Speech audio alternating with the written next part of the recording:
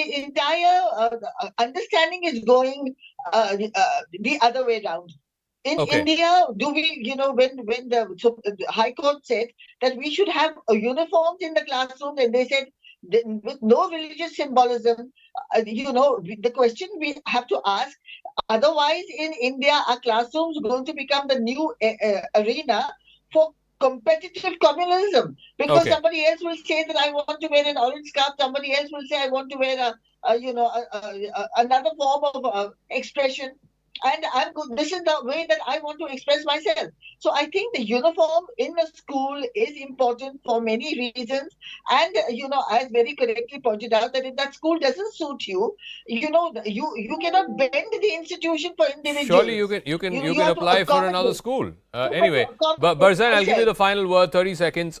Is this the end of this story? Because like we've been saying, for the last 2 months, there have been protests across Iran and across the world. In fact, women have been coming out and supporting their Iranian colleagues. But will this story just die a natural death? No, I do not believe this time it will. And I certainly hope it leads to a groundswell of change. Remember, Mr. Jacob, it was Iran which became a regressive society in 1979 with the Islamic Revolution, and the Middle East has been downhill since. It would be nothing if not admirable to see Iran actually unshackling itself from this unrepresentative regime imposed on its population and its people for the last 43 years, and to get rid of this mullahcracy. All right, I got to leave it at that. I'm completely out of time. I want to thank all our guests, Barzan, Rahul Ishwar, Binda Adige, Zina Chakat Ali, and also Nishat for joining us. I'm going to go to this piece of breaking news. This is a big one that's coming in from the United States. Twitter's new owner, Elon Musk, the richest man in the world, he's urged voters in the United States to back Republicans in the upcoming midterm polls. He has tweeted to independent-minded voters, shared power curbs the worst excesses of both parties. Therefore, I recommend voting for a Republican Congress, given that the presidency is Democratic. Is he being disingenuous for shared power? Because let's face it, Elon Musk now controls the biggest public square in the world. And for the owner of that biggest public square, which is Twitter, to take a public position, back one party over another, I'm not sure that augurs well. Let me go across to Pallavi Ghosh, who's joining us. Pallavi, so there are defendants and there are proponents here. Where is it okay for Elon Musk, as the person who is controlling the biggest public square in the world and this whole murky circumstances in which he's acquired this platform, to openly back one political party in the name of curbing the excesses of power? It's not okay simply for the fact, he himself has been making the point that it has to be a level playing field. You cannot take sides. No one should be taking sides on any social media platform, and certainly Twitter. And in fact, Zaka, the entire idea of a blue tick which was mooted by him, is the basis behind that is simply this, that, there are going to be no favorites. Everyone will have free access to it. And therefore, someone who's traditionally been known to lean a little bit towards the Republic, and also interesting now is going to weigh out whether it's going to have ramification on the restoration of the Twitter handle of Donald Trump as well, whether this will have an impact on that. Though on record, Elon Musk has denied, saying that we're going to go case by case and only on merit. But for someone like who is stepping into a business like Twitter, which is facing a lot of turmoil, to clearly take sides in the middle of the midterm polls in US, it could have important political business ramifications as well. All right, we'll leave it at that. This, of course, has huge political ramifications, and of course, is ongoing cleanup, as it were, in Twitter. This could have ramifications for that as well. That's a wrap. On the other side, a special edition of News Epicenter, live from Battleground, Himachal Pradesh.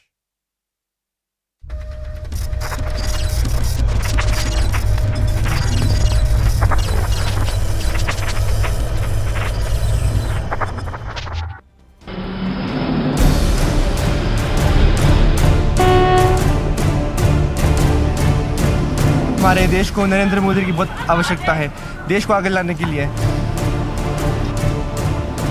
मतलब बदलेगी और सरकार repeat नहीं Jairam Thakur cannot hide behind the shield of Mr. Modi. This won't work in Himachal. BJP is going to win this election with a big margin.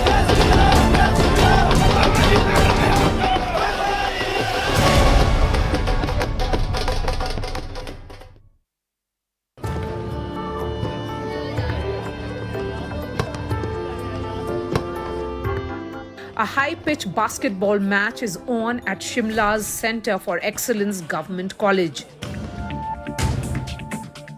Shubham, a third-year history student, and his friends are clear about the issues that will decide their vote. What are the issues that will decide your vote this time? I guess I will vote for choose the leader basically. The leader must be important because the parties are corrupted almost every time. In some states, few are good and few are very bad. So I guess I will choose the leader. So you'll go for the face? Yes, I will go for the face, and the previous work is not much appreciable in the Himachal Pradesh. So, and I am not opposing any kind of party, but for sure I will vote for the face. You'll vote for the face. Anybody voting for the party, not the face? Or face and party, दोनों factors important हैं? Face and party दोनों important है. For example मैं BJP जो है राष्ट्रवादी विचारधारा से बहुत प्रभावित हूँ. जो आजकल के जो हमारे जो देश है उसके परिप्रेक्ष्य में हमारे देश को नरेंद्र मोदी की बहुत आवश्यकता है देश को आगे लाने के लिए. हमारे जो है फॉरेन के जितने भी मुद्दे हैं तो हमारे नरेंद्र मोदी ने हमारे देश का जो छवि को बहुत ऊंचा किया है, तो उनसे बहुत प्रभावित हूँ. तो नरेंद्र मोदी के नेतृत्व में सरकार बननी चाहिए और हिमाचल में जयराम जी की सरकार बननी चाहिए. जयराम ठाकुर, इस बार रिवाज बदलेगा. नहीं जी, इस बार सरकार नहीं रिवाज बदलेगा. ये बीजेपी का नारा है. बीजेपी का नारा है, लेकिन इन्होंने अच्छा काम किया है. देखो एम्स हमें मिला है ना जी, IIM IIIT मंडी और ऐसे बहुत सारे विकास के कार्य हुए हैं. हालांकि 2 साल में कोरोना ने वेस्ट किया जो है, लेकिन फिर भी सरकार ने as compare to other government बहुत अच्छा काम किया है. चुनावों के समय जो जुमलेबाजी होती है वो सारी बंद होनी चाहिए. जब चुनाव आते हैं तभी सारी चीज़ें लगती हैं. महिलाओं का किराया अदा किया जाता है, बिजली बिल मतलब जो कुछ हद तक जो होता है वो नहीं देना पड़ता है. हर सरकार में यही होता है, ये पर्टिकुलर गवर्नमेंट नहीं है. तो ये सब नहीं होना चाहिए. इस तरह से फ्री सो सिंसियरिटी दिखाना चाहिए सरकार को. मैं इनके साथ एग्री करूँगा इनके साथ. जब भी वोटिंग की दौर आता है तभी मैं सब कुछ करने लगते हैं, सड़कों को वो करने लगते हैं डेवलपमेंट. एंड जो हमारी उचित मूल्य की दुकान है उसमें 3 मंथ्स का राशन इकट्ठा देने लगते हैं जो नहीं ले रहे पहले से, और टाइम पे नहीं देते. ओनली 1 मंथ का जो मंथ में आप ले रहे हैं. फॉर द यूथ, जैसे आप लोग नौजवान हैं, आम आदमी पार्टी कोई फैक्टर है? नई पार्टी है, आपको लगता है कुछ नया बात करेगी? यहाँ पे मैम हिमाचल में उसके लिए एक फेस नहीं है, तो इसके लिए अब उस पे इतना वो नहीं बनेगा, कमांड नहीं होगी ज़्यादा. तो अगर ऐसा कोई फेस हो कि जो हमारे को पता हो और हमारे से ज़्यादा मतलब क्लोज हो. What are the issues that concern you as a youth in Shimla that I'm talking to you right now? What are the major issues on your mind? क्या सबसे ज़्यादा bother करता है? I would probably go with the drugs kind of things. Drugs? Yeah, they are quite popular in hilly areas, and they are. People will deny that there is no such thing. But there is. We have to admit that. Only then we can improve when we admit it. I want to understand when you will go to cast your vote, किस मुद्दे पे vote दोगे? वैसे तो ये देखा जाएगा कि सरकार आगे जाके काम करना अच्छा करेगी तब हम वो सोचेंगे उसके बारे में. पहले की और जो उन्होंने पास्ट में जो करा है उसको देख के जो उन्होंने करा है, और जो पेंडिंग है अगर जो वो अभी पूरा कर सकते हैं, यानी कि आगे आने के बाद करेंगे. हमारे कल्चर चला है फ्री बीज का, है ना जी. तो फ्री की रेवड़ियाँ हैं, सबसे पहले वो बंद होनी चाहिए. कांग्रेस ने बोला है कि महिलाओं को 1500 रुपये देंगे वो सभी महिलाओं को. तो कैसे देंगे? वो पहले ही हमारा हिमाचल कर्ज में डूबा हुआ है ना जी. 90% जो है नरेंद्र मोदी जी ने हिमाचल को जो है विशेष राज्य का दर्जा दे दिया है. 90% वो पैसा देते हैं, 10% हमारी सरकार लगाती है. लेकिन जो अब कांग्रेस की सरकार आएगी, जैसे कांग्रेस ने बोला है 1500 रुपये देगी, तो कहाँ से देगी वो? The students, most of whom will be stepping out into the job market soon, are clear that entrepreneurship is the way forward. Is jobs an issue for you? Is that a big concern? Yes, ma'am. I think, ma'am, employment is a huge crisis in this world. Maybe in this India or maybe in this world. So I think, ma'am, government is not working on the employment. So they should see this factor, ma'am. So if they change this, ma'am, like they will give employment, then definitely I think that government will win. Youth must be inspired to employ other person and give them opportunity. So you're talking about startups? Yes, I will appreciate Narendra Modi ji for that step they took toward transforming India in IT sector and technology ways. जो youth हैं वो पढ़ने के बाद, graduation करने के बाद नौकरी ढूंढने के लिए अपने स्टेट को उनको छोड़ करके जाना पड़ता है। तो क्या ये फैक्टर है या फिर आप यहीं पर नौकरी ढूंढने की कोशिश करेंगे? अगर नौकरी मिलती है तो यहीं पे कर देंगे, वरना अगर नहीं मिलती है तो फिर बाहर ही जाना पड़ता है, क्योंकि यूथ बहुत है यहाँ पे और नौकरियाँ बहुत कम मिलती है, जैसे कि पोस्टें बहुत कम होती है उसमें, तो फिर ऐसा तो है नहीं कि सबको मिल सके। Of the total 55 lakh eligible voters across 68 assembly seats in Himachal, there are 1.86 lakh first-time voters. 19-year-old Sejal Pundir is among them. Will you decide your vote on the basis of who you see on the poster, or will it be on the basis of what a political party is offering to you? जैसे हम basically first time voters है, we don't know much about the politics, तो जो उनका manifesto होता है, जो उनका प्रचार का वो होता है कि वो हमें ये पॉइंट्स देंगे, तो वो हम बेसिकली हमारे थिंकिंग उस तरफ जाएगी कि हमारे बारे में सोच रहे हैं, हमारे बारे में कर रहे हैं, तो हम बेसिकली उसको देख के ही वोट देंगे। What is an issue that really disturbs you? Third year student है, मतलब हम कॉलेज से बाहर जा रहे हैं, अब हम रियल लाइफ में एंटर करेंगे, तो सबसे पहला हमारा होता है कि हम जॉब पे फोकस करना है। उसके लिए हमें कोटा का बहुत बड़ा इशू है। जैसे मान लो अब हमें BSc स्टूडेंट हूँ मैं, तो मुझे MSc के लिए अब एडमिशन चाहिए, तो HPU में अगर मैं सीख करूँगी तो उधर सिर्फ 19 सीट्स है जनरल कोटा के लिए, और HPU के अंदर कितने सारे बच्चे, तो उसके लिए कंपटीशन बहुत बढ़ जाता है। मान लो कोई बच्चा नीडी है और वो गवर्नमेंट ही अफोर्ड कर सकता है, वो प्राइवेट इंस्टीट्यूट में नहीं जा सकता। ये कोटा हमेशा मतलब हटना चाहिए, या तो ऐसा होना चाहिए कि सबको बराबर हक मिले। स्टूडेंट्स को क्या चाहिए, यूथ को क्या चाहिए? For young girls such as you जो फर्स्ट टाइम वोटर्स हैं, आपके लिए क्या प्रायोरिटी है? सेफ्टी सिक्योरिटी क्या कंसर्न है?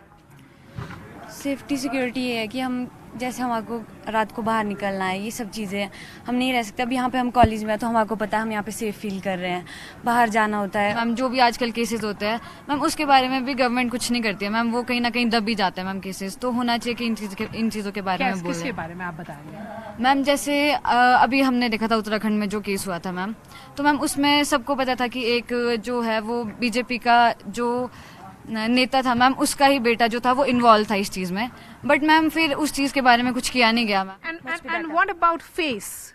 Who is one leader who inspires you, जिसपे आपको कॉन्फिडेंस है कि that person will deliver for you? Narendra Modi, because उन्होंने जैसे अभी वो जो सर्जिकल स्ट्राइक्स किए थे, वो मतलब हर इंडियन को कहीं ना कहीं छुआ है कि चलो इन्होंने हमारे देश के लिए कुछ तो करा है, बहुत बड़ा स्टेप होता है ये जब कांग्रेस थी तब भी बहुत टेररिस्ट अटैक होते थे हमारे यहाँ, पर जब वो हुआ था पुलवामा अटैक और उन्होंने सर्जिकल स्ट्राइक करवाई थी, तो मतलब वो एक जो सॉफ्ट कॉर्नर होता है देश के लिए, वो हमेशा वो स्ट्राइक रहता है। तो नरेंद्र मोदी। मैम मैं शिमला की बात करूँगी। शिमला में मुझे लगता है टिकेंद्र सिंह पंवर जो शिमला अर्बन से विधानसभा सीट के लिए उठे हैं, मैम मुझे लगता है कि उनकी जो उनके मैनिफेस्टो में है, क्योंकि प्रचार चले थे, हमने उनके मैनिफेस्टो पढ़ी, तो मैम वो जो उनके मैनिफेस्टो में लिखा है वो है हेल्थ, एजुकेशन और employment. What is the conversation that you have at home? घर पे किस तरह की बातें होती हैं पॉलिटिक्स से रिलेटेड? मैम सबका अपना ओपिनियन होता है, तो घर वाले किसी और ओपिनियन का है तो हम किसी और ओपिनियन का है, तो मैम वो ऐसे होता है कि नहीं हमारे लीडर्स के साथ सेंटिमेंट्स जुड़े कहीं ना कहीं, और मैम हम लोग सोचते हैं कि हमें उस लीडर को चुनना है जो हमारे लिए काम करेगा, जो हमारे स्टूडेंट्स के वेलफेयर के लिए बात करेगा। I want to understand the issue of employment. How much of that is a concern for all of you? हम जैसे आउटगोइंग स्टूडेंट्स है, पहले बोला जॉब सबसे बड़ा इशू होता है। अब देखो जॉब्स, अब इतने सारे हमारी पॉपुलेशन है, पॉपुलेशन को तो अब गवर्नमेंट कंट्रोल नहीं कर सकती है, वो तो एक मतलब ह्यूमन में भी होना चाहिए कि हमें अपने देश के लिए कुछ करना है, तो उसके लिए वो गवर्नमेंट क्या कर सकती है कि जैसे एंटरप्रेन्योरशिप की एक जो वेव आई है हमारी कंट्री में, बहुत वेव आई है, जैसे एक शार्क टैंक है, वो कितना पॉपुलर हुआ है बिकॉज ऑफ एंटरप्रेन्योरशिप होनी, तो कॉलेज को इसके लिए इनिशिएटिव लेना चाहिए, गवर्नमेंट को इनिशिएटिव लेना चाहिए कि वो एंटरप्रेन्योरशिप को प्रमोट करे और हमें बताए कि कैसे, जैसे अभी उन्होंने फंडिंग भी चलाई कि हम स्टार्टअप्स के लिए फंडिंग देंगे, तो वो हमें एक जब वे भी दे सकते हैं कि कैसे आपको स्टार्टअप्स शुरू करना चाहिए, गाइडलाइन फॉलो करनी चाहिए। जो entrepreneurship is the most big factor जो जिस पे ध्यान देना चाहिए। Even for girls like you want government jobs? No ma'am, there is nothing, जैसे आपने कहा कि ये नहीं है कि हम लोग सिर्फ गवर्नमेंट जॉब ढूंढ रहे हैं, लेकिन हाँ कहीं ना कहीं गवर्नमेंट सेक्टर में जो है जॉब्स का ज्यादा होना या सीट्स का बढ़ा देना वो बहुत ज्यादा जरूरी है। 19-year-old Ankita Bhandari's murder in Rishikesh has shocked many students here, making them worry about safety and security. Anjali had joined the protests in Shimla demanding justice for Ankita. Tell me about that Uttarakhand incident. What was it so disturbing? Ma'am तो वो girl थी, तो ma'am उसने अपने family के लिए करने की ट्राई की थी, क्योंकि हो सकता है मैम उसको 1 महीना भी नहीं हुआ था ज्वाइन करके। मैम आई गेस 27-28 जुलाई को उसने ज्वाइन किया था और शायद अगस्त में ही हुआ था, तो मैम उसको एक मंथ भी नहीं हुआ था, उसकी फर्स्ट सैलरी तक नहीं आई थी, और मैम उसको वो जो लड़का था वो काफ़ी ज़्यादा परेशान कर रहा था। तो मैम अब वो ऐसी थी कि मैं इस जॉब को छोड़ तो सकती नहीं हूँ, क्योंकि कहीं ना कहीं उसकी भी कुछ ना कुछ प्रॉब्लम्स हो सकती है मैम अपने घर पे। लेकिन मैम किसी ने ये चीज़ समझी नहीं और मैम उसके साथ इतना बुरा किया गया। Ma'am not even in Uttarakhand but Himachal, ma'am यहाँ पे भी लास्ट ईयर एक लड़की थी मैम, तो एक लड़के ने बर्फ़ के टाइम उसको पुश कर दिया एंड मैम उसकी बहुत गंदी सिचुएशन थी एंड मैम उसका केस तक नहीं लिया गया। मैम सिर्फ ये चीज़ नहीं है कि सिर्फ लड़के इनसिक्योर है मैम, कहीं ना कहीं आजकल लड़कों के साथ भी गलत हो रहा है।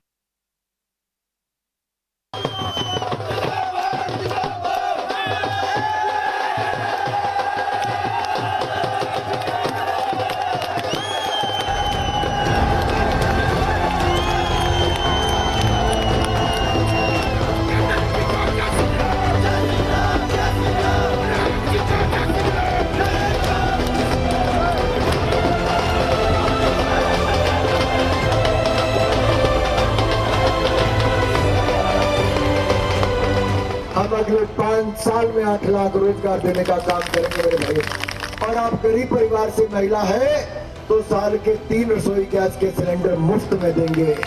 2 नहीं 3 डोज मुफ्त में लगाने का काम भी किया है। सरकारी नौकरियां 33% आरक्षण महिलाओं को देते, 33% नौकरियां महिलाओं को देते। आपका ये जोश, आपके चेहरे की ये चमक बताती है कि कमर खुलने की तैयारी है। INB Minister, Member of Parliament from Hamirpur, and he has been on campaign trail for the last few days, ever since the elections have been announced. We have managed to catch him right in the middle of action. Anurag ji, thank you so much. I've been traveling Himachal and you have a great recall value, particularly among the youth. युवाओं में एक inspiration का अगर मैंने पूछा सवाल कि आपको कौन इंस्पायर करता है तो उनका कहना होता है अनुराग ठाकुर। तो मैं क्या आपको युवा नेता कहूं? आप कह सकते हैं, मुझे अच्छा लगेगा। 4 बार का सांसद बना हूं, लेकिन मैं अपनी माताओं बहनों के लिए तो युवा ही हूं। इन युवा साथियों को जब जोश भरते हैं तो मुझे लगता है कि ये ऊर्जा ये यहीं से मिलती है, जनता के बीच में से, अपने कार्यकर्ताओं के बीच में से। और जब माताएं बहनें अपना काम छोड़कर, देखिए शाम के टाइम पे इन सबको पशुओं का काम होता है, गाय भैंस के पास जाना है, खाना बनाना है, लेकिन उसके बावजूद मैं 2 घंटे विलम्ब हो गया। संकल्प पत्र आना था, शिमला से मैं देरी से पहुंचा, लेकिन सब अपना घर छोड़ के अपने बेटे का स्वागत करने के लिए और मिलने के लिए तैयार बैठी थी। देखिए आंटी जी भी बैठी हैं हमारी, इनका सदा आशीर्वाद मिलता रहा। You know, you particularly address the women, and women as a constituency बहुत ही important रही हैं for brand Narendra Modi. You know, be it Ujjwala scheme or several reach out that has happened to the women. What is it that you're offering to women of Himachal, which are clearly the X factor election after election this time around? I think Prime Minister Modi from the day one not only believed in women development but women-led development. And in Himachal Pradesh, during BJP rule, when Prem Kumar Dhumal ji was the Chief Minister, he gave 50% reservation in the Panchayati Raj institution for the women. Today we have more than 60% women as elected representative. If you could see, women are very, very active on the field, whether it is the religious functions, cultural functions, social or the political functions, you will see them all around.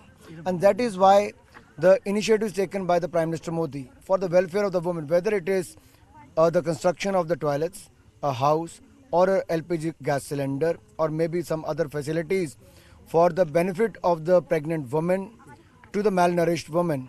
He has been one after another new policies or the programs have come out in the favor of women. Congress ने 10 point रखा है manifesto में, आप लोगों ने in order to up it you announced 11. What exactly is the logic behind 11 points in the manifesto? हमारे यहाँ पे शगन भी डालते हैं तो 11, 21, 31, 51, 101. So that is the logic. Logic भी, और हम एक कम क्यों करें महिलाओं के लिए?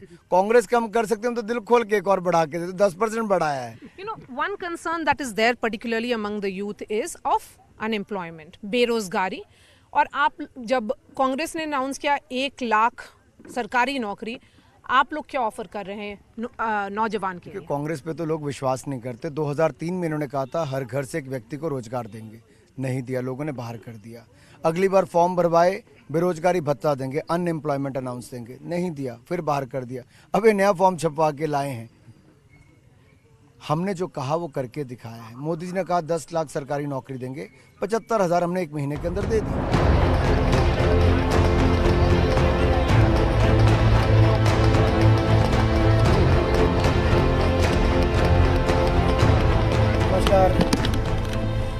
Anurag ji, 4 meetings done, several more to go. Is this how a day looks like in a campaign for you? Yes, my day starts at 8 in the morning and finishes about 1:30, 2 o'clock at night.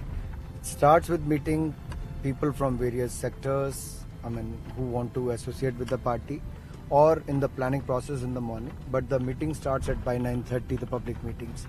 Today we have the program to come out with the Sankalp Patra today with the party president. So I got a little late coming to the first meeting. I am running late by a couple of hours now. But despite that, the kind of enthusiasm, the kind of support you could see, it helps, it gives me a lot of energy. Sometimes people ask me that in last 7 days you have done more than 100 programs. I do about 14 to 15 programs every day.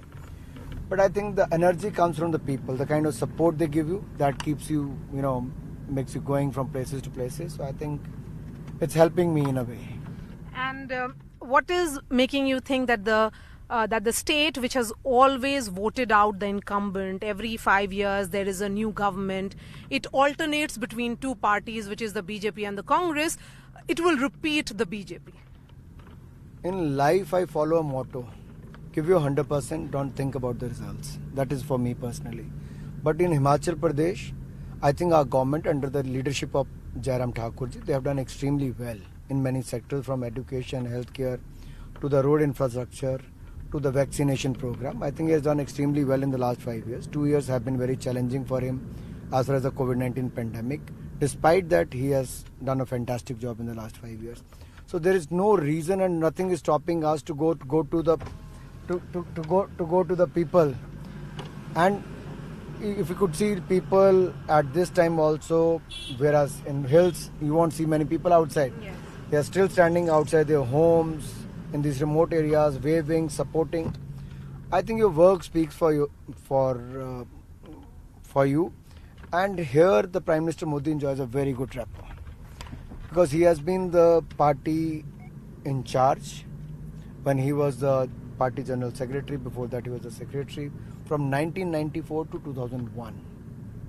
And that is how he knows the challenges in Himachal Pradesh. He came out for support, gave us the special status for the Himachal Pradesh. We're also seeing you continue your work as INB minister as well, holding regular press conferences, attacking and responding to your political opponents, particularly the Aam Aadmi Party. The Aam Aadmi Party is no longer a factor in Himachal Pradesh.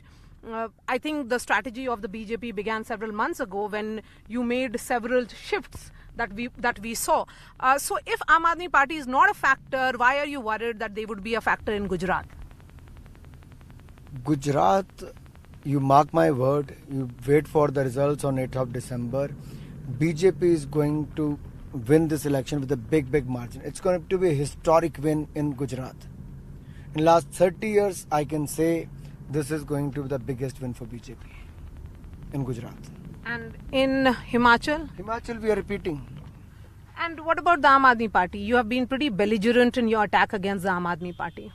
Because they lie, one after another. You look at Kejriwal ji's last 7-8 years. He made allegations, then he made U-turn. Then he had, even in the court, went and said sorry. So is this the right way? You make big promises, you make false allegations. That is the kind of politics you do.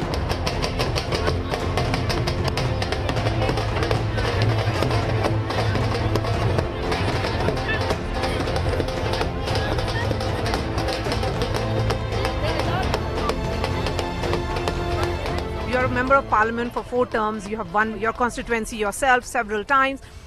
But when you look at the posters of the BJP, it is brand Narendra Modi. So are we to believe that just like Uttarakhand, when the chief minister lost, but the state was won, it was won by Prime Minister Modi? So again, the biggest factor in these elections is brand Narendra Modi? I think you can't deny that Prime Minister Narendra Modi ji is the world's most popular leader. Not once, but many times he has been elected. Now, in Himachal, he treats Himachal as second home, and Himachalis treat Narendra Modi ji as their own. So I think, I don't know whether about other states, but in Himachal, Modi ji is a big factor because people connect with him and Modi ji connect with the people well. On the other side is a collective leadership of the Congress. What we see, down the hills of Himachal is just the symbol of the Congress party, which is the Haath. And recently we saw another Yuva Neta of the Congress, which is Priyanka Gandhi Vadra campaign here. Will there be a factor? How much of a worry is the Congress party for you? We take every election very seriously.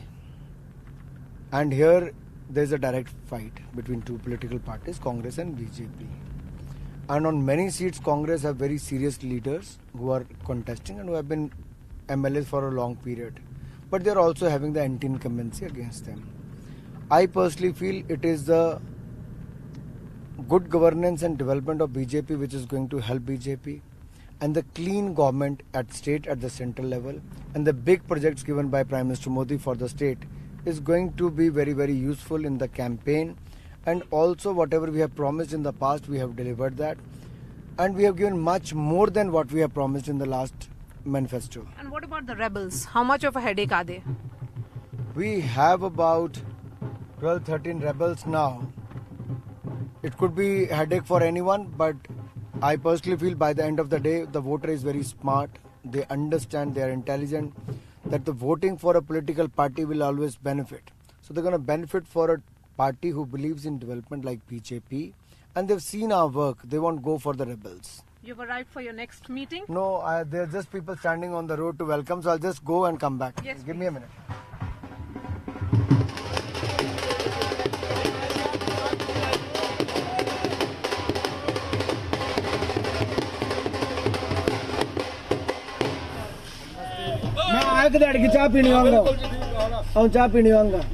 So 8th of December, when you'll give me time for another interview, I'm hoping, what will you be telling me? What will be the number like? Let me not give the number, let me just say this, that we're going to win more seats than the last election. I could see the Prime Minister Modi's popularity here, Prime Minister Modi's connect here, Jairam Thakur's good work here. So I think he has delivered on the ground, Jairam Thakurji, and he deserves another innings to rule the state, to govern the state, and to take it to the next level. I think this could, nobody could ask for a better time to be in the hot seat as a CM.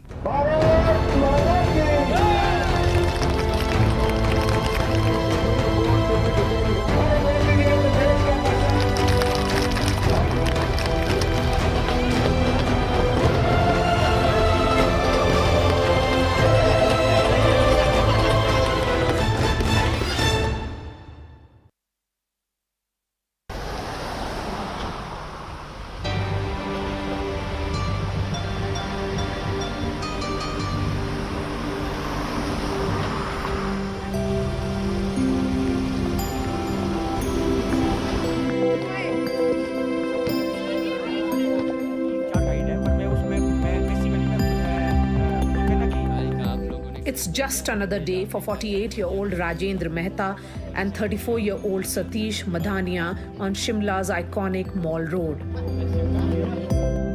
Both guides by profession have differing viewpoints on the tourism industry and its future in the state. अभी elections आ रहा है, क्या concerns है सबसे ज़्यादा?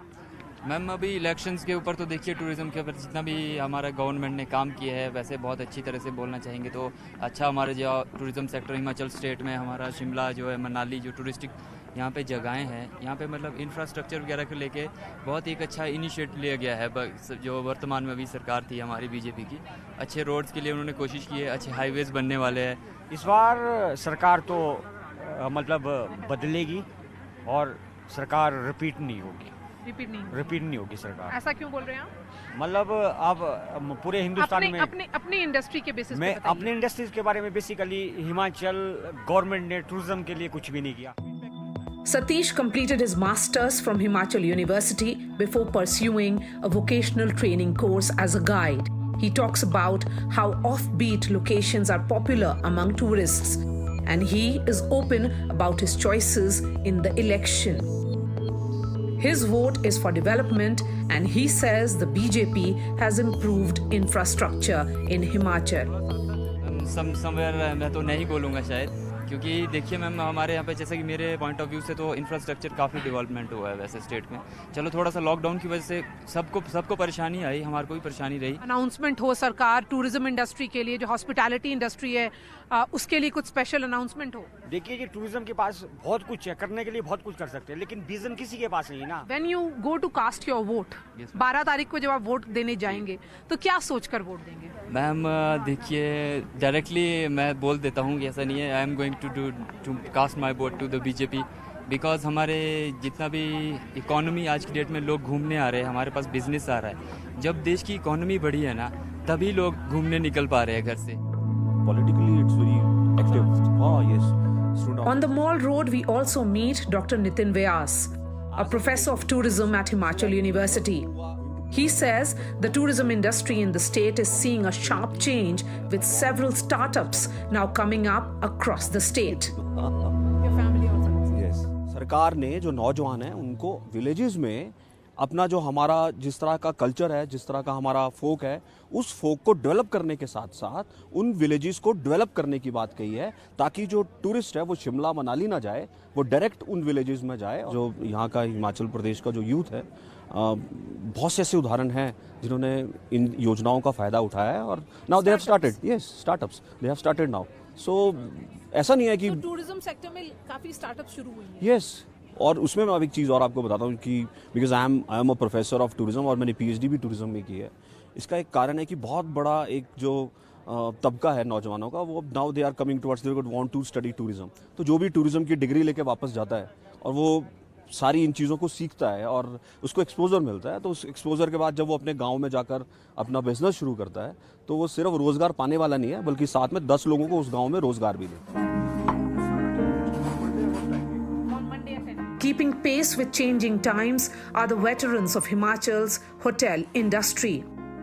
Mohinder Seth, the president of the Tourism Industry Association, and his friends Anil Bhardwaj and Pratap Chauhan have ventured into homestays. We meet them over a chai pe charcha. जब भी election होता है, hotel industry, tourism industry पे focus आता है. What is it that you expect from a government? और क्या किसी सरकार ने डिलीवर किया है? इतने सारे प्रोमिसेस होते हैं. देखिए, जहाँ तक टूरिज्म का सवाल है, वो this is lot of potential in Himachal Pradesh, और हमारा जो सोर्स फॉर एम्प्लॉयमेंट जो है, इसके ऊपर भी हम बहुत संभावनाएं हैं. डेफिनेटली सरकार, जो भी कोई सरकार आती है, वो उस पर फोकस तो करती है, मगर उस पर ज़्यादा तवज्जो देने की आवश्यकता इसलिए है क्योंकि this is the backbone of our state. तो मैं समझता हूँ कि जो भी कोई नई सरकार आए तो उसको इस पे ऊपर बहुत ज़्यादा किस तरह की तवज्जो आप बोल रहे हैं? Proper publicity. जो ओल्ड आपके जो जितने भी आपके ओल्ड डेस्टिनेशंस हैं, like Shimla, Manali, Dalhousie, they should not be ignored, क्योंकि नया डेस्टिनेशन आने के लिए कम से कम 20 से 25 साल लग जाते हैं. And all of you are hoteliers running your own resorts and homestays. What has changed in these years? क्या बदलाव आपने देखा है? इंफ्रास्ट्रक्चर काफ़ी इम्प्रूव हुआ है. हमारी विलेज टूरिज्म या रिमोट टूरिज्म जो है, जो पहले बिल्कुल नहीं लोग रहते थे, उसमें काफ़ी इजाफा हो गया. एंड होना भी चाहिए. लोकल एम्प्लॉयमेंट भी जनरेट होती है उससे. बट हमारे थोड़ा सा यहाँ पे professionalism lacking. Himachal Pradesh's tourism sector is 7% of the state GDP, employing close to 3 lakh people in the 9.7 lakh private sector workforce. While the pandemic caused an 81% fall in tourist arrivals in 2020, this year the state broke all previous records, registering the highest footfall of 66 lakh tourists till May. That's close to 90% of the state's population. The mushrooming of Airbnbs in Himachal Pradesh has forced hoteliers to rethink their old style of functioning. Those like Pratap Chauhan think that there is a need for policy intervention to contain the alarming shift. You know, there's a mushroom growth of these kind of, you know, like homestays हो गए, Airbnbs हो गए, क्योंकि आपने मतलब नीचे ढाबा कोई ration की दुकान है ऊपर, ये मतलब ये सरकार को थोड़ा इस पे फोकस तो करना ही पड़ेगा, क्योंकि बहुत इससे एक तो टैक्स चोरी हो रहा है, इससे जो होटलियर्स हैं, हमने इतना इन्वेस्ट करके एक बड़े स्ट्रक्चर बनाया हुआ है, we are paying the taxes, we are paying the pay and this, और भी कई चीज़ें, वो हमारे कंपटीशन, हमारे लिए एक बड़ा अनसीन कंपटीशन भी है वो। आप बिल्कुल है ही है, क्योंकि आपने कुछ नहीं किया, आप नीचे आप करियाने की दुकान चला रहे हो, ऊपर आपने ब्रेड एंड ब्रेकफास्ट चला दिया, और होम स्टे है आपका, उसमें कोई नॉर्म्स नहीं है, कुछ नहीं है। अच्छा, आज की डेट में कुछ टूरिस्ट ऐसे भी आना चाहते हैं जिनको मतलब ये होता है, they are coming the you know in Mercedes, but they want to stay in such accommodation which are very low paid accommodations. अगर आपका प्रॉपर होम स्टे है या B&B है, वी अप्रिशिएट दैट। उन लोग से टैक्स नहीं लिया जाता है? बेसिकली यू नो जो होम स्टे स्कीम है उस पर at one point of time there was exemption on luxury tax, but as far as the GST is concerned, there is no exemption. So they are avoiding tax. Basically, this is what is happening. Secondly, जो आप जैसे प्रताप जी ने बोला, हमारी carrying capacity नहीं है, जितने वो बनते चले जा रहे हैं, जो बन गए हैं उसको तो हम we have no this thing. But who gives them licenses? This is the problem that the B&B का जो है वो गवर्नमेंट ऑफ इंडिया देती है, ITDC देती है उसको। As far as our home stay is concern, I am one of the member of the committee. तो जब से मुझे कमेटी में ले गया, हमने उसमें अंकुश लगाया। अब हम देखते हैं कि वो जैसे प्रताप जी ने बोला कि कहीं शॉप के ऊपर तो नहीं, कहीं भी होम स्टे बन रहा, क्योंकि उसका सारा पर्पज ही फॉरफिट हो गया ना जी। If you are going to a home stay, what it says that कि आप एक फैमिली के साथ रहेंगे, फिर वो आपको वहाँ का लोकल क्यूजीन कराएगा देगा, फिर वो आपको वहाँ का कल्चर के बारे में बताएगा, कुछ ऑर्चर्ड्स घुमाएगा, कुछ गार्डन्स घुमाएगा, मगर अनफॉर्चुनेटली वैसा हो नहीं रहा है। तो हम समझते हैं कि सरकार को इसको बड़ा ही सीरियसली लेने वाला मैटर है। All of you are seeing that as the big competition right now. I mean, the big challenge to the hotel industry is coming because of this mushrooming of B&Bs. It has already come. No, we are not against. Actually, the homestays. Actually, this concept of homestay was launched because the government wanted to, you know, promote the rural tourism, and they wanted to they wanted to give the income to the rural people.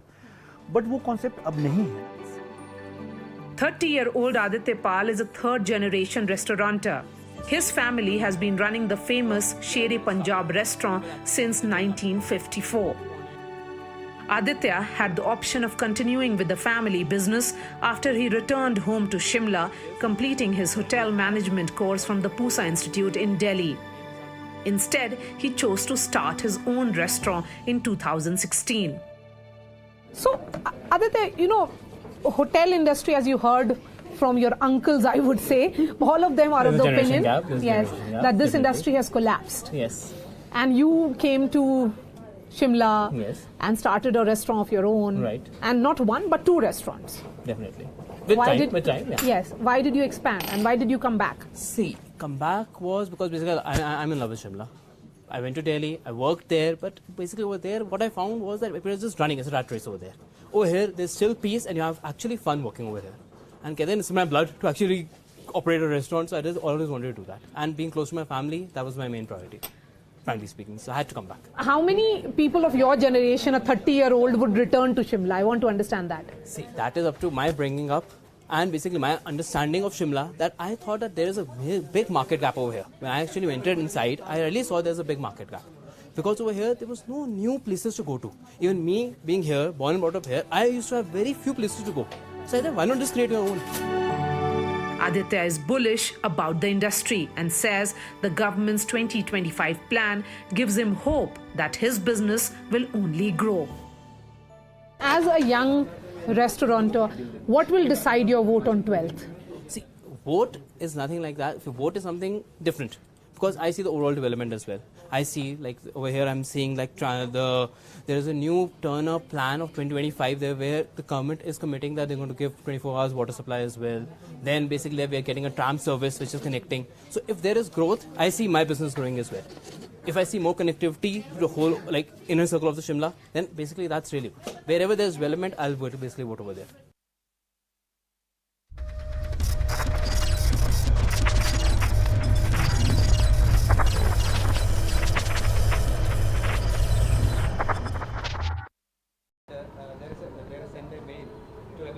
Not everyone, not cadre, not those. No.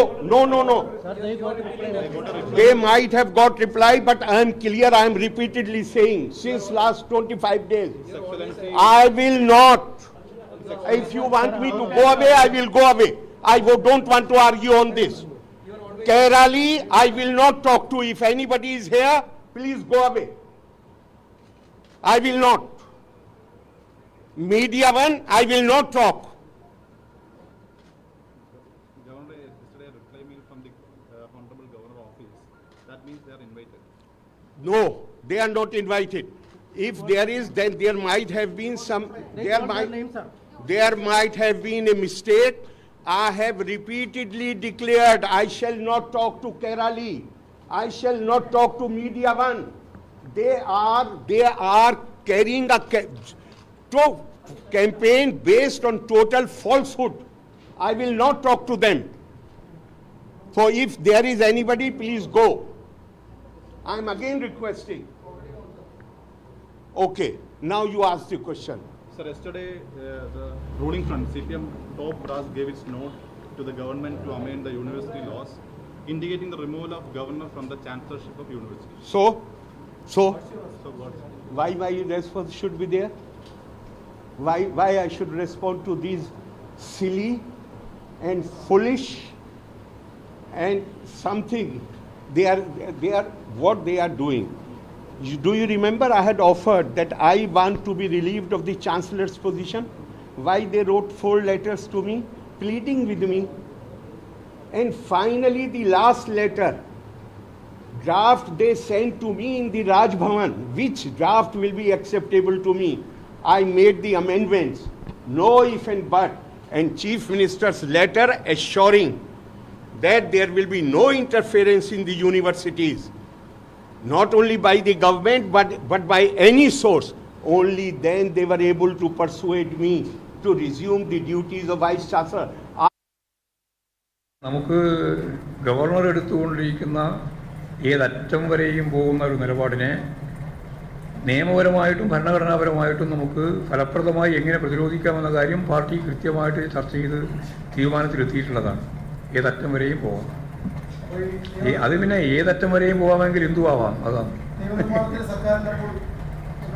സർക്കാരിന് ആവശ്യമായ നിലപാട് സ്വീകരിക്കാം. ബില്ലുകൾ തടഞ്ഞു വെച്ചിരിക്കുകയാണ്. ബില്ലുകൾ തടഞ്ഞു വെച്ചതുമായിട്ട് ബന്ധപ്പെട്ട് നിയമപരമായും ഭരണഘടനാപരമായിട്ടുള്ള പ്രശ്നങ്ങൾ എങ്ങനെയൊക്കെ കൈകാര്യം ചെയ്യണമെന്നുള്ള കാര്യം ആലോചിച്ചുകൊണ്ടിരിക്കുകയാണ്. ഗവൺമെൻറ് ആലോചിച്ചുകൊണ്ടിരിക്കുകയാണ്.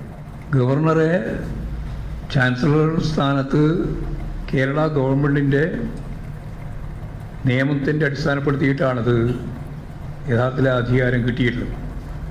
ആ അധികാരം നൽകേണ്ടതുണ്ടോ എന്ന കാര്യം ചർച്ച ചെയ്യേണ്ടുന്ന അവസ്ഥയിലേക്കാണ് കാര്യങ്ങൾ വന്ന് നിൽക്കുന്നത്. ആവശ്യമായ നിലപാട് നമുക്ക് സ്വീകരിക്കേണ്ടി വരും. Okay, my colleague Neetu is with us right now to bring us more context. Neetu, we played out for our audiences a few minutes ago a governor's response to the media. And just seeing his anger, that kind of anger from a government official seems unprecedented. Could you bring us more context as to what's brought him to this point? What is the context to this story? And then tell us what we have to look forward to today, please. See, the governor was quite angry today, saying that he will not speak to 2 regional media channels, 2 Malayalam channels, Kairali News and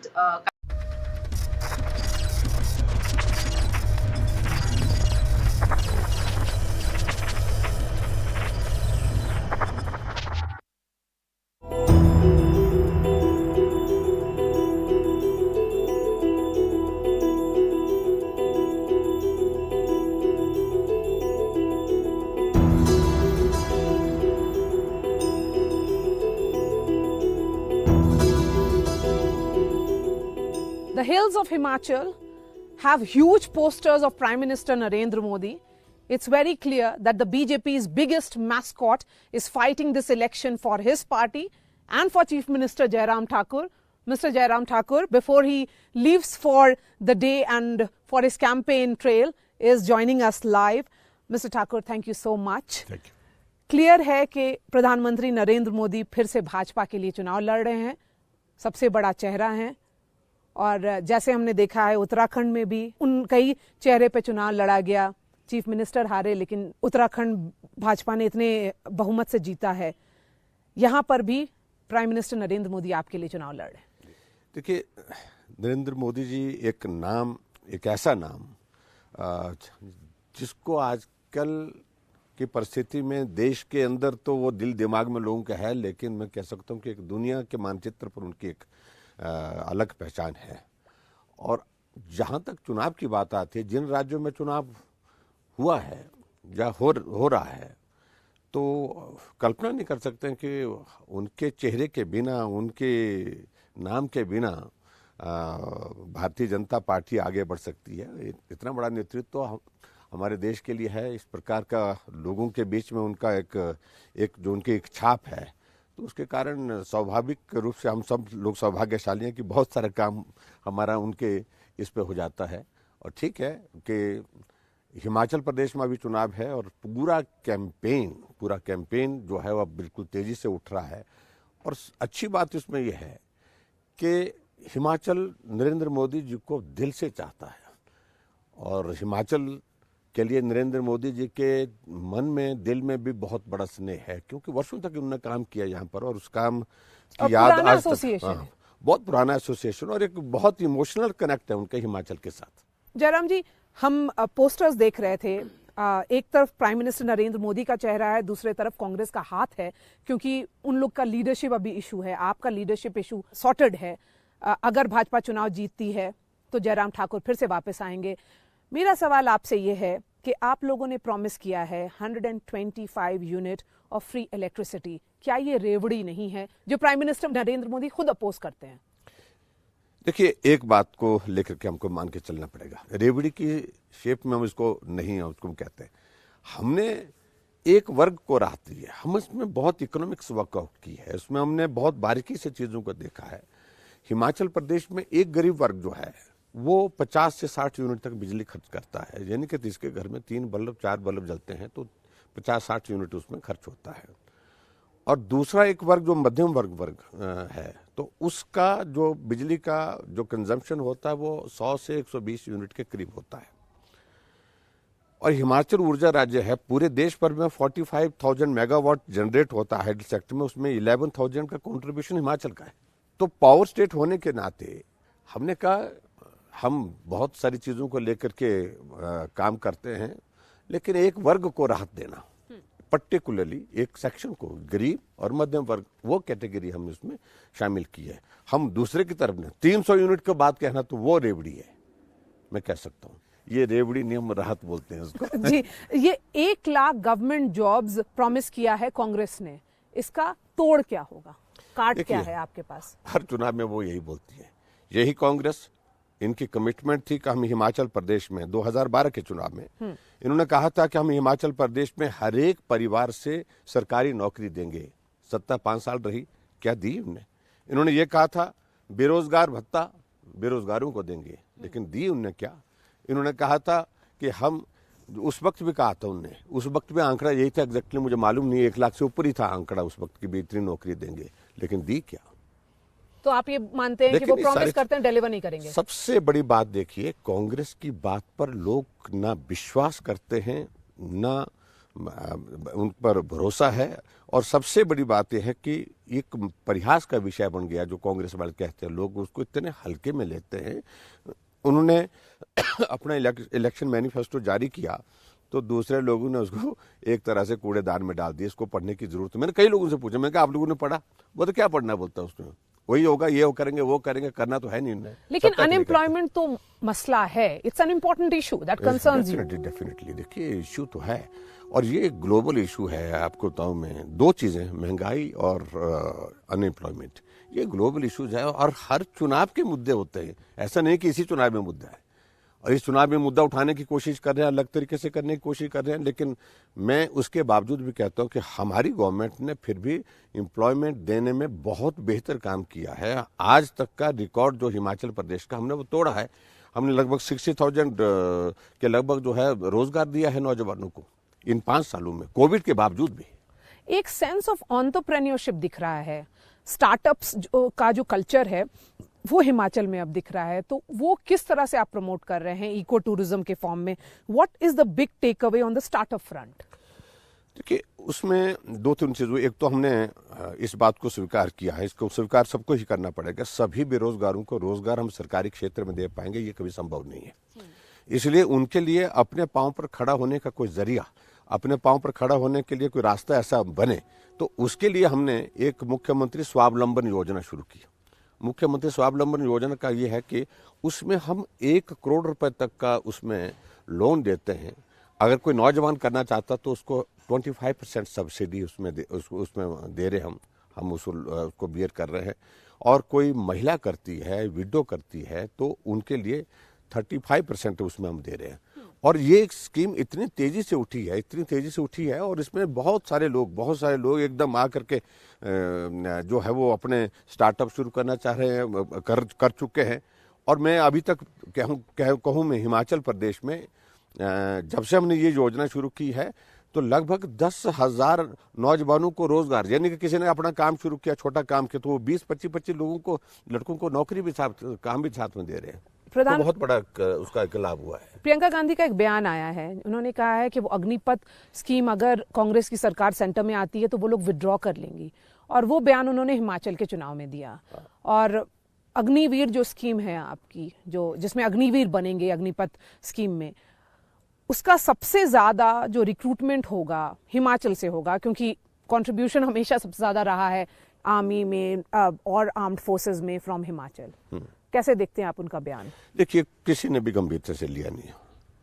शुरू के दौर में इन लोगों ने इस तरह से एक माहौल पैदा करने की कोशिश की थी, लेकिन जैसे ही इस योजना की इम्प्लीमेंटेशन की प्रोसेस जो है लोगों को ध्यान में आई, नौजवानों के ध्यान में आई, तो उन्होंने कहा कि इट्स नॉट बैड ऑप्शन, ये अच्छा है। हम सेना में सेवाएं देंगे, एक तो सबसे बड़ी बात है कि सैनिक कहलाएंगे, और उसके बाद हमारे पास गवर्नमेंट सेक्टर में आकर के, प्राइवेट सेक्टर में आकर के बहुत सारी जॉब अपॉर्चुनिटीज हैं। इस बात को इंश्योर किया, सेंट्रल गवर्नमेंट ने इंश्योर किया और स्टेट गवर्नमेंट ने भी इंश्योर किया। तो इसलिए बहुत सारी चीज़ों को लेकर के, और सबसे बड़ी बात, इस बात को हमको स्वीकार करना पड़ा कि वह व्यवहारिक पक्ष इसका, कि आपको आर्मी में एनर्जी चाहिए, ये भी एक बहुत बड़ी आवश्यकता है। और ऐसे में ये सारी चीज़ों को लेकर के नौजवानों को वहाँ पर जॉब अपॉर्चुनिटी इसमें भी मिलेगी, और उसके बाद जो है प्राइवेट सेक्टर में, गवर्नमेंट सेक्टर में, सेंटर में और स्टेट में, दोनों जगह, तो बहुत बड़ा स्कोप खोल दिया, बहुत बड़ा स्कोप। मेरा आखिरी सवाल, और ये आप ही का एक वर्ड है, रिवाज बदलेगा, जो आप बोलते हैं। यहाँ का ट्रेडिशन रहा है, हिमाचल का हमेशा ट्रेडिशन रहा है हर 5 साल पे सरकार बदलने का जी। तो इस बार क्या होगा? 8 दिसंबर। देखिए, रिवाज बदलने की बात में समझता हूँ, ठीक है। अभी ये विषय मैंने जिस दिन प्रधानमंत्री जी 8 साल का कार्यकाल पूरा होने पर शिमला के रिश्ते मैदान में आए थे, शिमला आए थे, यहाँ से उन्होंने पूरे देश को संबोधित किया, तो उस दिन मैंने शब्द को कहा था और मीडिया ने शब्द को उठा दिया एकदम। और ये एक पूरा चुनाव का पूरा एक मतलब जिसको पॉइंट बन गया, ऐसा पॉइंट, एक स्लोगन बन गया, ये एक नारा बन गया, ये जिस पर पूरा इलेक्शन जो है हमारा जो है आगे बढ़ करके एक पंच उसमें आ गया। मैंने ये कही थी कि हिमाचल प्रदेश में कुछ चीज़ें जो है वो पुरानी ट्रेडिशंस हैं। हमने शुरुआत की है हमारी सरकार ने, हम सत्ता में आए, सरकार में आए, पहला कैबिनेट का डिसीजन क्या होता था सरकार बदलने पर, कि पिछली सरकार के 6 महीने के हम सारी योजनाओं को रद्द करते हैं, घोषणाओं को रद्द करते हैं। बदले की भावना से FIR करने के आदेश होते थे नेताओं पर, अधिकारियों पर। हमने कहा ये रिवाज देवभूमि हिमाचल के लिए ठीक नहीं है, इसको बदलना चाहिए। हमने कहा गलत किया होगा उसकी इन्वेस्टिगेशन करेंगे, लेकिन ये तुरंत पहली कैबिनेट में निर्णय करना कि मामले दर्ज करो, इसके खिलाफ उसके खिलाफ, राजनीतिक प्रतिशोध की भावना, बदले की भावना के साथ। तो रिवाज बदलने की शुरुआत हमने वहां से की। अभी जो रिवाज बदलने का जो है विषय क्या हुआ कि पूरे देश भर में हमने एक चीज को देखा कि बहुत सारे राज्य में जहां भाजपा की सरकारें नहीं बनती थी, नॉर्थ ईस्ट वगैरह सारा ये ऐसे स्टेट थे, हरियाणा एक हमारे यहाँ पर ही ऐसा स्टेट था जहां भाजपा की अधिकांश सीटें पर जमानत जब्त होती थी, लेकिन सरकार बनी। फिर बहुत सारे स्टेट ऐसे थे जहां सरकार बनती थी 5 वर्ष के बाद बदल जाती थी, लेकिन अब ये भी हो गया कि जहां 5 साल के बाद सरकारें बदल जाती थी तो वहां रिवाज बदल गया। 5 साल के बाद फिर भाजपा की सरकार है। उत्तराखंड जब से बना है तब से उत्तराखंड में सरकार 5 वर्ष के बाद बदल जाती थी। उत्तर प्रदेश में 37 वर्षों से यही चल रहा था कि हर 5 वर्ष के बाद सरकार बदल जाती थी। तो रिवाज बदला है, तो हिमाचल भी रिवाज बदलेगा। हमने कहा रिवाज बदलेंगे और हिमाचल में अब की बार, क्योंकि हर चुनाव में एक चीज होती थी कि हम सरकार बनाएंगे, हम बोलते थे, दूसरे बोलते थे हम बनाएंगे, यही होता था चुनाव का लबोलबाब। लेकिन अब के चुनाव में हट कर के चीज है कि सरकार बनाने का विषय एक जगह, लेकिन उससे ज्यादा विषय कि हिमाचल प्रदेश में रिवाज बदलेंगे, जो 5-5 साल का जो दौर चल रहा है। और कल प्रधानमंत्री जी ने पूरे इसको हिमाचल को संबोधित करते हुए अपनी बात में कहा है, हिमाचल में एक स्थायी सरकार चाहिए, मजबूत सरकार चाहिए, केंद्र के साथ चलने वाली चाहिए, मेरे साथ चलने वाली सरकार डबल चाहिए, इंजन सरकार चाहिए। डबल इंजन सरकार चाहिए। All ये right. बात कही है। 8th December is when I plan to speak to you again. Thank you so much for your time and wishing you all the best. Thank you, please, thank you. How much of a concern is the Agnipath scheme? Because Priyanka Gandhi, when she was campaigning in Himachal, went ahead and announced that if the Congress wins India, then they will be rolling back that scheme. See, definitely, you know, when this... this is a state which sends the maximum number of yes, it does. youth to the army. Yes, it does. And we are very proud of that. Himachal is a Veer Bhumi. We are very proud of that fact. But, you know, when this scheme was initially rolled out, there was a huge backlash, not only in Himachal, but the entire country. And the youth of Himachal also felt cheated, you know. When you join the Indian Army or the armed forces for that matter, you don't only go for employment. It is a sense of patriotism. It is a sense of... people take pride in being part of the armed services. We have late Captain Vikram Batra from Himachal. We have late Captain Saurabh Kalia from Himachal. They were not there for employment. They were there because of a sense of honor. So providing employment, seeing it from the prism of employment just for 2 years and telling the youth that they have the cheek to tell the people, the youth, that we are giving you 11 lakh rupees after 2 years of service. That is not something that the people of Himachal Pradesh are built for. They are built, you know, they want to lay down their lives for the services of the country. And this thing has really, you know, sent a very negative message in the entire ex-servicemen cadre also. We have been regularly interacting with various ex-servicemen, whether they are of lieutenant general level or major level, and they all have been criticizing this, and they have said that the youth of Himachal Pradesh has not taken down this well. Other than this, there was a huge constable scam in Himachal also. There was a police recruitments in Himachal. The entire process was done, and after that, once the exams were taken over, the papers were leaked. And I can tell you from the sources that we've heard, though no investigation has been done in this, the Chief Minister on record in the Vidhan Sabha said that we will send this matter to the CBI, and nothing on ground has been done. There has been no investigation in it, and around 75,000 youths' future was laid at risk. What about old pension scheme? You have made it a talking point in the state. No, definitely it is something, not only a talking point. We are a responsible opposition. We have been taking on this issue in the Vidhan Sabha for the last 4 years. I have personally raised this issue multiple times in the Vidhan Sabha in the last few years, and the Chief Minister has been facing protests from the government employees continuously for the last 4 years. The Vidhan Sabha has been gheroed by the employees on number of occasions, and there has been no delivery, whether it is OPS, whether it is DA, whether it is arrears. Nothing has been delivered on ground. On one hand, you have the face of Prime Minister Narendra Modi, and there is a huge trust factor that is associated with him. And on the other is collective leadership. There is no clarity as to who will be the Chief Minister in case if the Congress gets the number. Do you think that will prove to be problematic for the Congress party? I don't think so, because as I said, the people of Himachal Pradesh understand the difference between the state elections and the central elections, and they very well understand that these elections here are being fought on the working of the president of the incumbent Chief Minister, Mr. Jairam Thakur ji, who has absolutely failed to deliver on the promises that the BJP had made in the last elections. And the ironical part is that he was not even the face of the BJP in the last elections. So the mandate was not for him. Anyways, he was there, and he has failed to deliver on the promises that was made to the horticulturalists, the agriculturalists, the employees, the youth of the state, the Mahlas of the state. But if the Prime Minister is fighting this election, but we understand do you realize in the sense that the challenges as far as the Prime Minister is we cannot undermine the popularity of Mr. Modi. He is the Prime Minister of the country, and whenever he comes here, he draws large amount of crowds. But that is not going to convert into votes, because these are not 2024 general elections. These are 2022 Vidhan Sabha elections, and Mr. Jairam Thakur cannot hide behind the shield of Mr. Modi. This won't work in Himachal.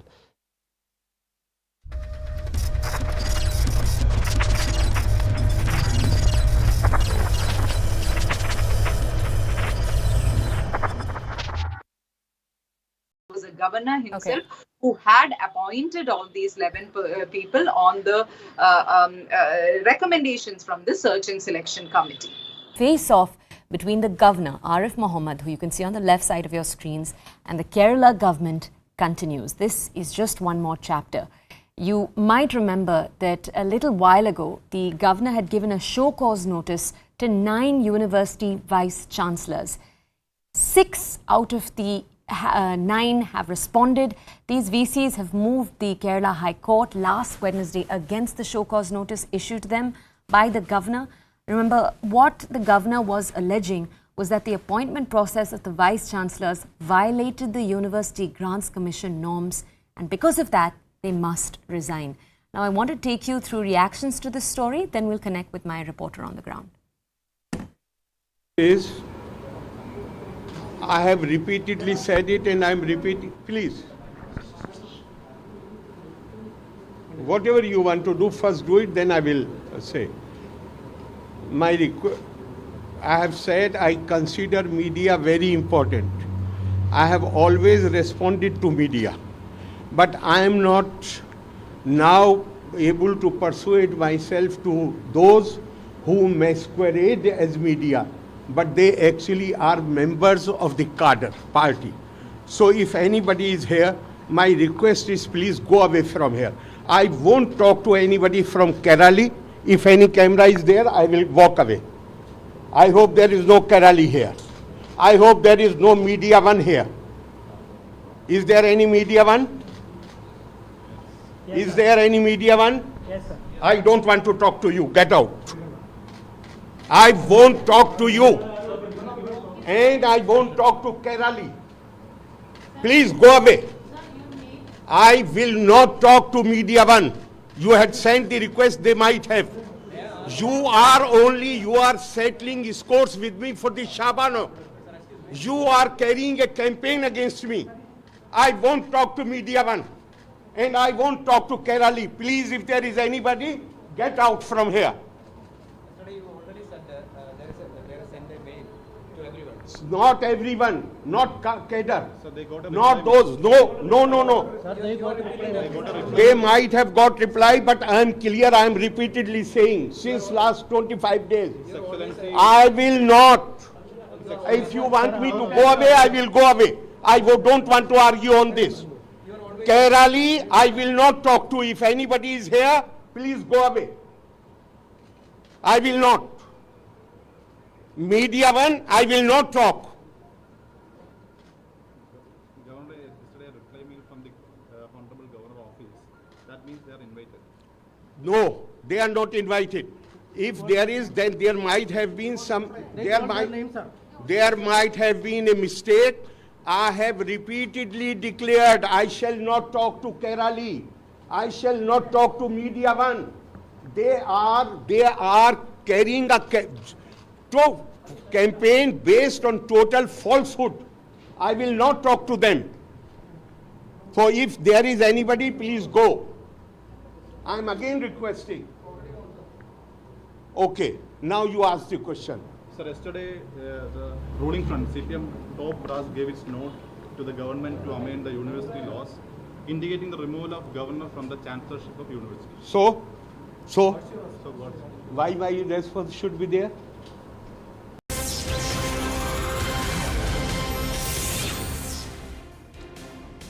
Hello and welcome to the late night edition with me, Ayushman Singh Jamwal. Breaking news coming in from Patna in Bihar, where a fire has broken out at a warehouse near the Patna bypass. Now, reports suggest a large amount of petrol was illegally being kept in the godown. Nearby residents have been ordered to move out. 11 fire tenders are currently at the spot. That's the big piece of breaking news that's coming in from the state of Bihar, where in the capital of Patna, where we've seen that massive blaze has erupted at a storage unit near the Patna bypass. That's the piece of breaking news that's coming in. Now, residents nearby, near this entire area, near that warehouse, have been advised to evacuate the area. 11 fire tenders are currently at the spot battling this blaze. I'm joined by my colleague Saurabh to get the latest from Ground Zero. Saurabh, over to you. Yes, the fire broke out in this warehouse, which is located in Separa area of, and it's near Patna bypass. So the reason behind the fire that broke out is given that there were large number of drums of petrol and diesel that were illegally kept in that warehouse, and the reason behind how this fire broke out is not yet revealed by the administration, but we are learning that more than a dozen fighting vehicles have reached on the spot, and the fire is almost controlled. But there was panic within the residents, and the residents were running, and they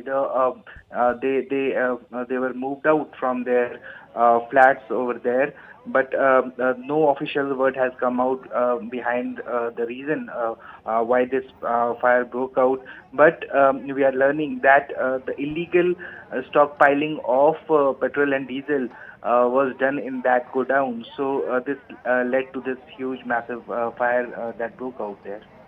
Right. Thank you, Saurabh, for getting us the latest from Ground Zero. As it seems that fuel was being illegally kept in this warehouse, and now, as you can see on your screens, the firefighters are battling that blaze. Residents near this warehouse have been advised to evacuate the area. 11 fire tenders are currently at the spot, and as my colleague Saurabh is pointing out, the blaze is currently under control. But let's shift focus to another story where thousands of pro-Khalistani supporters thronged Canada's Brampton on Sunday, waving pro-Khalistani flags and anti-Hindu posters. Now, after the visuals went viral, Brampton Mayor Patrick Brown was heckled in a temple by Hindu activists for allowing anti-India elements to conduct their Khalistani referendum. Now, according to reports, the Mayor Patrick Brown was asked by the diaspora to remove banners against Hindus put up all over the city. Now, this comes after India sent a strong message to the Canadian government over the referendum, calling it a politically motivated move by extremists. That's the mayor of a Canadian city called Brampton. He's our honorable guest. He's being heckled in a temple by members of the Hindu community. Why? Because banners have been put up across the city with the text "Sikh infants burnt alive by Hindu mobs." When questioned about it, the mayor refused to condemn the posters. In another Canadian city, Mississauga, more than 75,000 Canadian Sikhs voted in a referendum seeking secession of Punjab from India to create a Khalistan state. This is the second pro-Khalistan referendum in Canada in less than 2 months, despite the Indian government's strong objection. Our position on the efforts by anti-Indian elements to hold a so-called Khalistan referendum is well known. It has been conveyed to the Canadian government, both in New Delhi and in Canada. On Diwali Day in Mississauga, hundreds of pro-Khalistan supporters clashed with Hindu groups. They held banners and raised slogans supporting the Khalistan referendum movement. Canada's High Commissioner to India says his country does not support or recognize these Khalistani referendums. Yet, the Trudeau government doesn't appear to be making any attempt to shut them down. So why is Canada giving a platform to anti-India hate?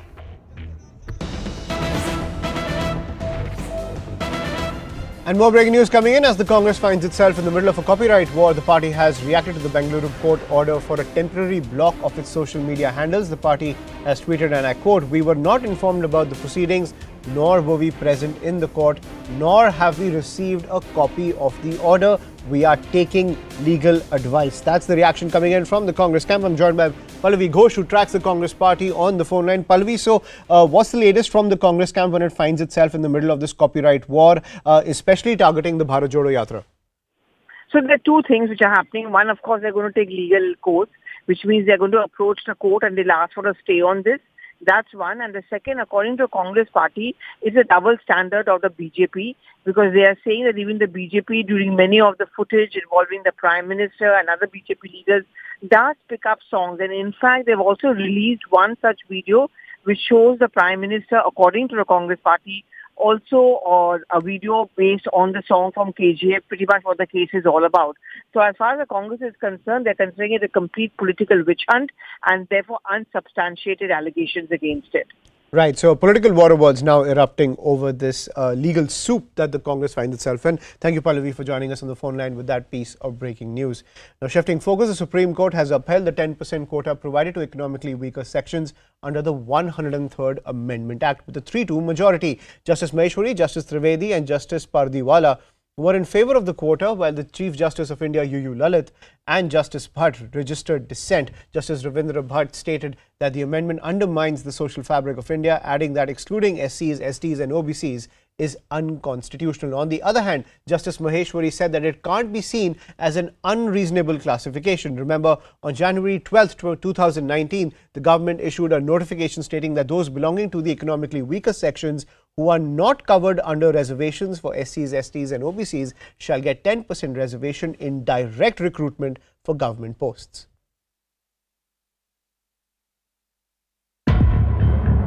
It's a big win for the Modi government.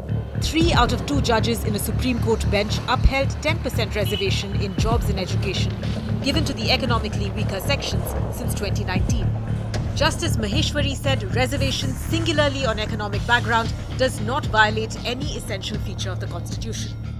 Justice Trivedi said exclusion of SCs and STs from such reservation is not unreasonable. Justice Pardiwala said it's necessary to take into review the manner of identification and ways of determining backward classes. But the dissenting judgment came from outgoing Chief Justice of India, U.U. Lalit, and Justice Bhatt, who said it violates the non-discrimination and non-exclusionary facet of the Equality Code. ये सरकार गरीबों को, पीड़ितों को समर्पित है, तो गरीब व्यक्ति कोई भी हो, किसी भी जाति धर्म का हो और वो पीड़ित है, तो उसके प्रति एक संवेदना का भाव रखना चाहिए. The EWS quota was introduced through the 103rd Constitutional Amendment and cleared by the centre in 2019. Most opposition parties didn't oppose it. It is victory for Parliament because this amendment is passed unanimously. Nobody opposed it. Poor people in upper caste also should get reservation, and that has been upheld. We welcome it. I'm happy at this development. It's a step forward in bringing social and economic equality in the country. The quota bypassed affirmative action that benefits traditionally marginalized communities like the SC, ST and OBC. Questions were also raised on how the quota can cross the 50% cap on reservation set by the Supreme Court in 1992. Mindset of the Supreme Court that the biased mindset, whenever it comes to the SC, ST, OBC, they have a different yardstick, and when it comes to the general category, has a different stand. They have not, collected data in a scientific manner. They have got a random sampling done, gives an unguided power, untrammeled power to say that such of those persons are economically weaker section. The Constitution doesn't define who are all economically weaker section. So that criteria is also not given. Today's judgment does not touch the reservation of SC, ST and OBCs. But by allowing reservation based on economic status, has it opened a Pandora's box? And shifting focus, anti-hijab protest took place in Kerala today. The protest was organized by Kozhikode's Islamic Free Thinkers. During their annual seminar this year, women burnt hijabs in solidarity with the protests in Iran. Remember, back in September, 22-year-old Mahsa Amini was murdered in custody by Iran's morality police for wearing the hijab improperly. Anger has gripped the streets of Iran, where locals are demanding the end of the morality laws with solidarity protests around the globe.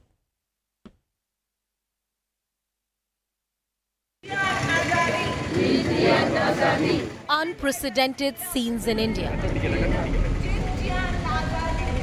Group of women who got together in Kerala's Kozhikode and set a hijab on fire. They also held posters and raised slogans in support of Mahsa Amini, the 22-year-old who died in custody of Iran's morality police for allegedly not wearing her hijab properly.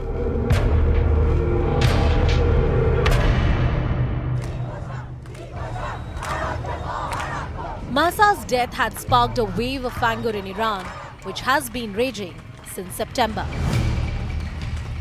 Women marched the streets without headscarves or burnt them in protest. Some young protesters have even been knocking off or forcefully removing turbans worn by clerics. Extraordinary scenes have been unfolding in Iran against the regime and religious establishment.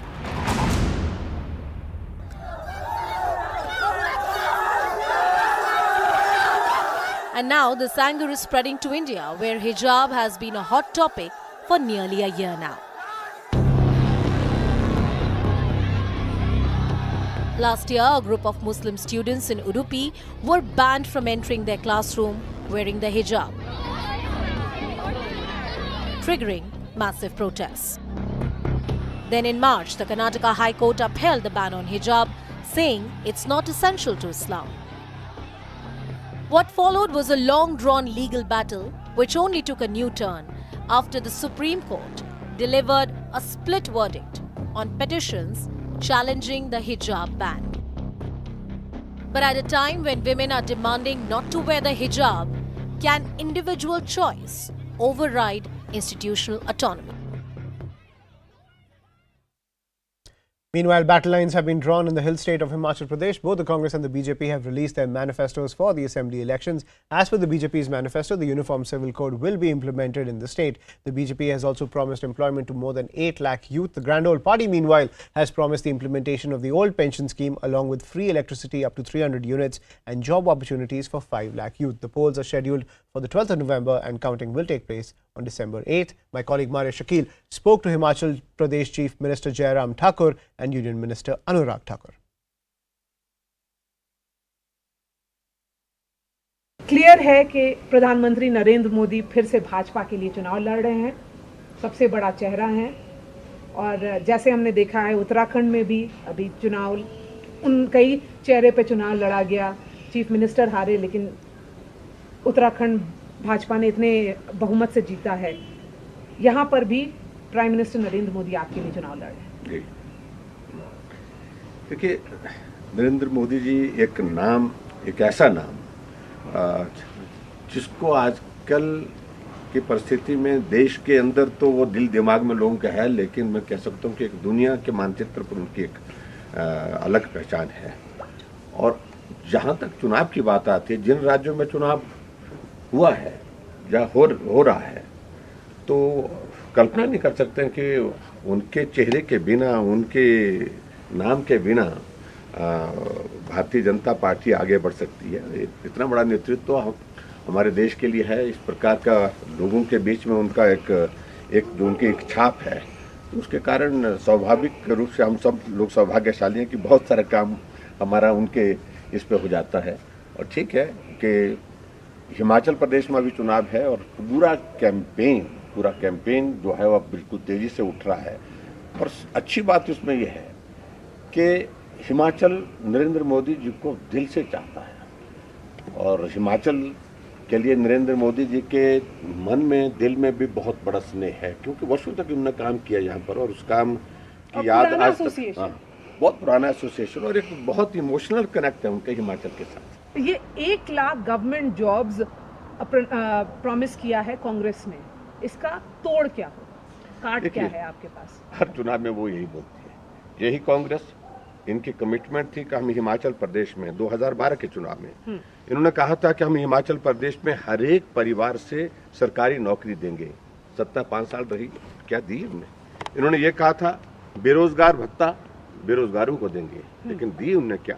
इन्होंने कहा था कि हम, उस वक्त भी कहा था उन्होंने, उस वक्त भी आंकड़ा यही था, एग्जैक्टली मुझे मालूम नहीं, 1 लाख से ऊपर ही था आंकड़ा उस वक्त की भी, इतनी नौकरी देंगे, लेकिन दी क्या? तो आप ये मानते हैं कि वो प्रॉमिस करते हैं, डिलीवर नहीं करेंगे? सबसे बड़ी बात देखिए, कांग्रेस की बात पर लोग ना विश्वास करते हैं, ना उन पर भरोसा है। Anurag ji, 4 meetings done, several more to go. Is this how a day looks like in a campaign for you? Yes, my day starts at 8 in the morning and finishes about 1:30, 2 o'clock at night. It starts with meeting people from various sectors, who want to associate with the party, or in the planning process in the morning. But the meeting starts at by 9:30, the public meetings. Despite that, the kind of enthusiasm, the kind of support you could see, it helps, it gives me a lot of energy. Sometimes people ask me that in last 7 days you have done more than 100 programs. I do about 14 to 15 programs every day. But I think the energy comes from the people, the kind of support they give you, that keeps you, makes you going from places to places. So I think it's helping me in a way. And what is making you think that the state, which has always voted out the incumbent, every 5 years there is a new government, it alternates between two parties, which is the BJP and the Congress, it will repeat the BJP? In life, I follow a motto: give you 100%, don't think about the results. That is for me personally. But in Himachal Pradesh, I think our government, under the leadership of Jairam Thakurji, they have done extremely well in many sectors, from education, healthcare, to the road infrastructure, to the vaccination program. I think he has done extremely well in the last 5 years. 2 years have been very challenging for him as far as the COVID-19 pandemic. Despite that, he has done a fantastic job in the last 5 years. So there is no reason and nothing is stopping us to go to the people. And if you could see people at this time also, whereas in hills you won't see many people outside. Yes. They are still standing outside their homes in these remote areas, waving, supporting. I think your work speaks for you. And here the Prime Minister Modi enjoys a very good rapport, because he has been the party in charge when he was the party general secretary. Before that, he was the secretary from 1994 to 2001. And that is how he knows the challenges in Himachal Pradesh. He came out for support, gave us the special status for the Himachal Pradesh. He gave big projects like AIMS, PGI, IIIT, IIT, IIM, railway projects to 4-lane projects. You name it and he has given it. So I think earlier we used to struggle. We used to go to the center with a begging bowl to ask for the things. The things have changed. Now he is giving on his own. It is up to us to implement it.